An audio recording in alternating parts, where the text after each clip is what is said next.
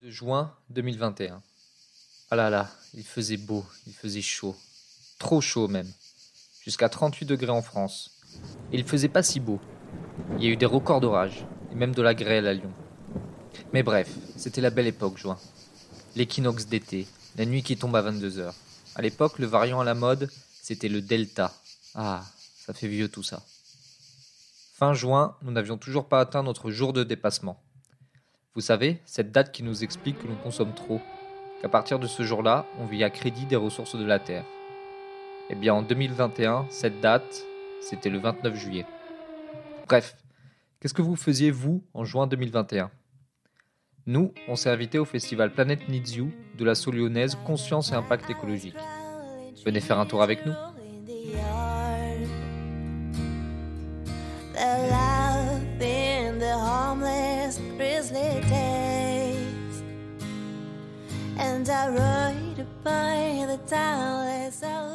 Ce podcast est produit par le média Demain en Main, le média qui ose la déconsommation.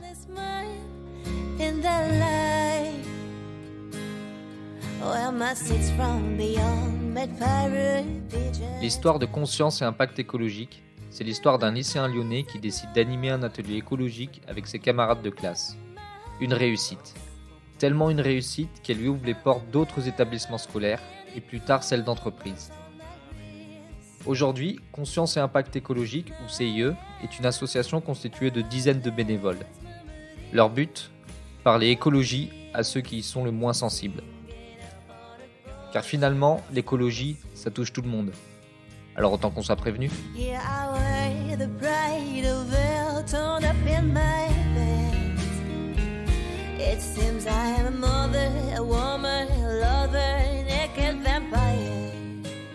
Le 26 et 27 juin, pendant leur festival Planet Needs You, je suis parti les rencontrer à Lyon. Devant mon micro, Lucille, directrice et rare salariée à CIE, commence par nous présenter plus en détail l'approche de l'association. Tout particulièrement sa cible, le public dit éloigné. Alors nous, en fait, notre objectif, c'était vraiment, c'était un constat que finalement, si l'écologie n'était pas au centre des enjeux vitaux de Monsieur et Madame Tout-le-Monde, c'était des fois par méconnaissance du sujet. La crise écologique n'était pas forcément connue, surtout si on remonte à il y a 10 ans. Et les personnes, enfin les populations, je dirais la majorité de la population, ne savaient pas vraiment quel était l'intérêt.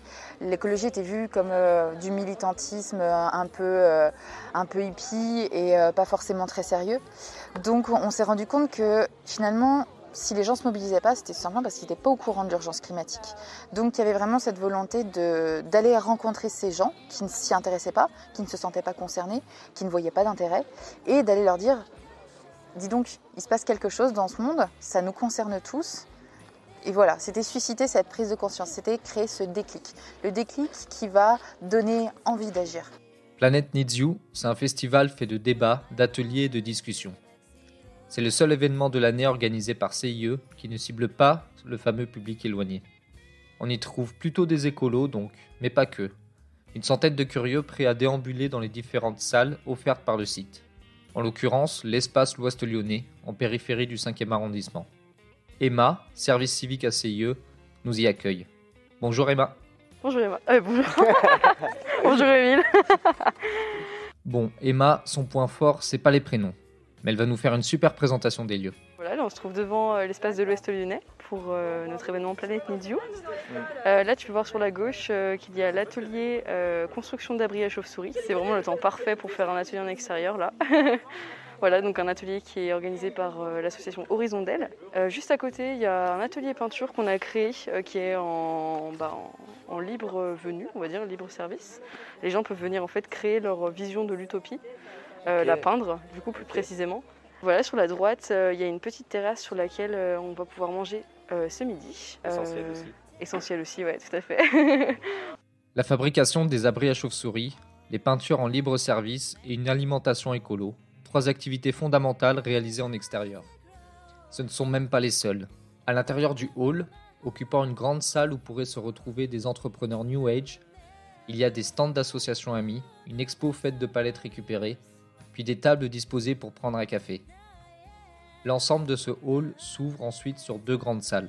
À gauche, du coup, la salle de présentation-discussion, du coup, dans laquelle se tient toute la journée des présentations que nous organisons avec notre association.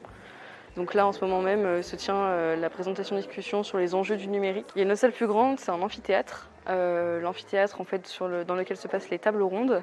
On a invité des intervenants à venir parler autour de sujets liés au changement climatique, au changement social. Là, ce matin, il y a le thème de l'écologie politique.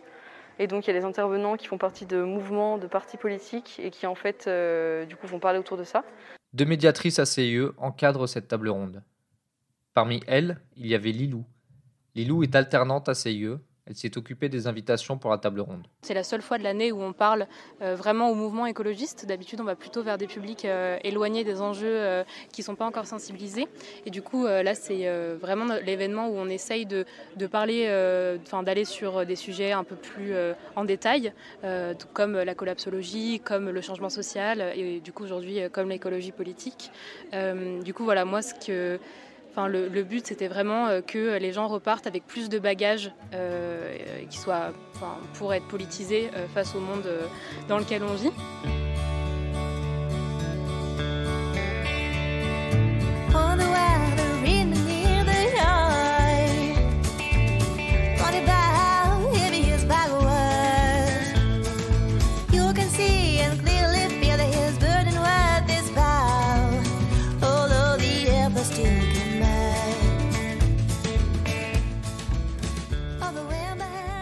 Cette musique est de Caroline and the Free Folks, un groupe de country folk americana basé à Lyon et dont la chanteuse est aussi membre de CIE. Retrouvez-les sur leur page Facebook Caroline and the Free Folks.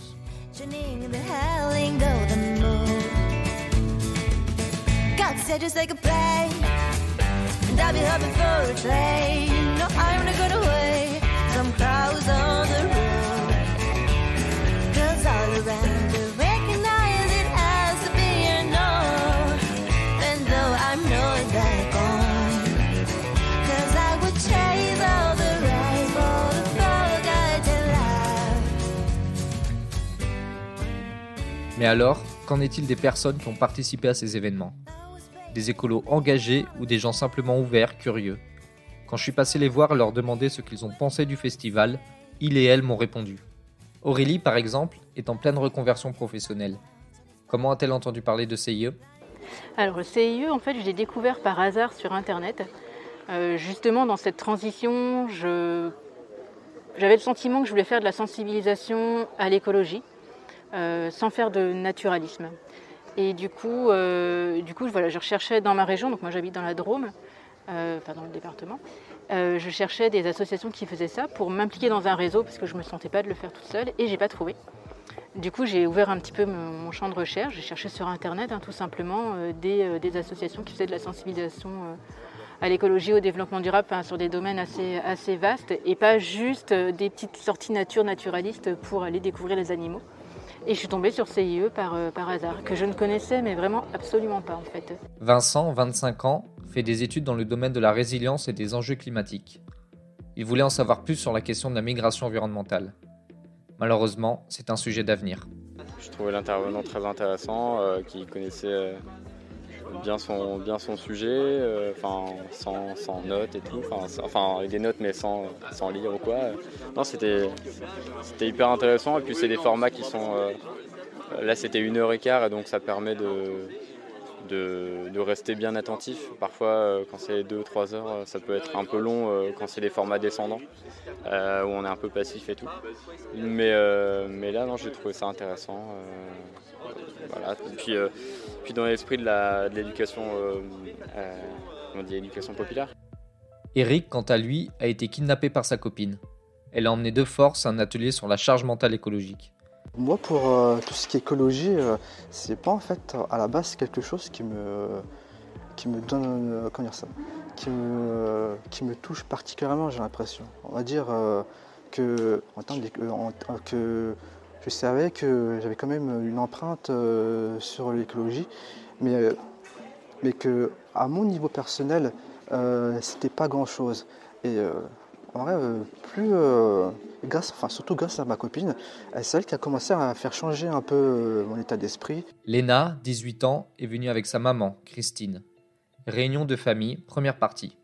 Quels ateliers ont-elles fait ? Je suis intéressée pour l'atelier crème solaire de demain, puisque ça permet de faire des actions concrètes, en plus de ce que je vais apprendre. Et voilà, pouvoir les répéter. Voilà, être dans une... Diffuser, démutualiser. Voilà, être dans une idée d'agir au quotidien comme je le fais en général et ajouter la crème solaire à ma panoplie de petites actions que je fais chez moi. Clark, une lyonnaise, est ici avec sa sœur Jeanne. Réunion de famille, deuxième partie. Un atelier en particulier a retenu son attention. Je suis particulièrement intéressée par la discussion sur la charge mentale et surtout j'aimerais entendre ce que les hommes ont à dire là-dessus. C'est ça qui m'attire particulièrement. Je pense savoir ce que les femmes en pensent, mais c'était là le bon endroit et le lieu pour entendre aussi s'exprimer les hommes sur ce sujet. Alors, qu'en ont pensé les hommes ? Je retourne voir mon camarade Eric. Les hommes, en fait, même pendant l'atelier, on se l'est dit, c'est que on est moins touchés en fait, ça les touche beaucoup moins que les femmes qui, elles se battent vraiment plus, j'ai l'impression, où ça leur touche vraiment à cœur.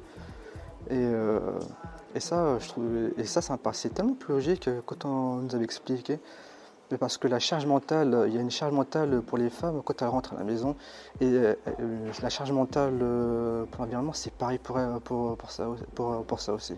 Et c'est là où je trouve que les femmes sont quand même beaucoup plus impressionnantes dans cette façon de voir les choses que moi, ou en tout cas moi. Je ne dis pas les hommes en général, mais en tout cas moi.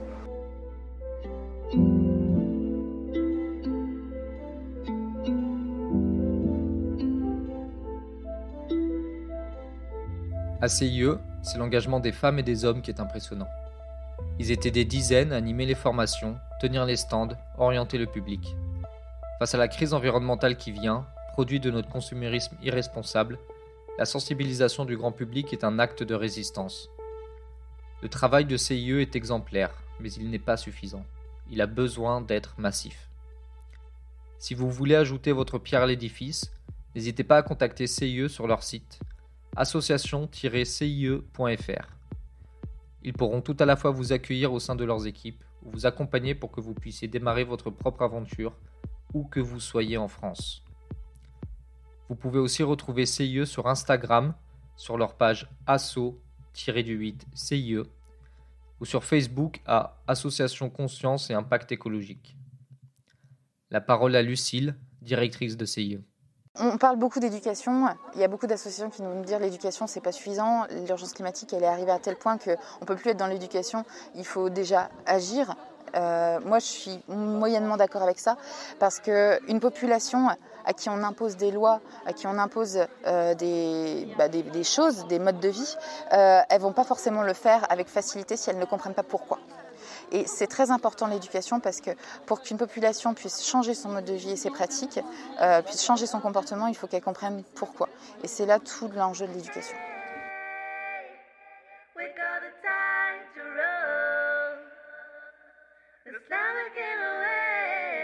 Merci aux membres de CIE pour la bouffée d'air frais que représentait cet événement.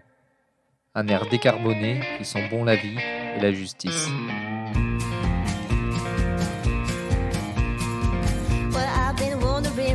Lost in my daydreams on my way.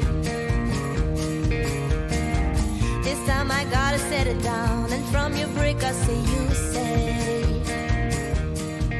Et si vous n'avez pas reconnu la musique, il s'agit bien de Caroline and the Free Folks. Allez voir leur page Facebook.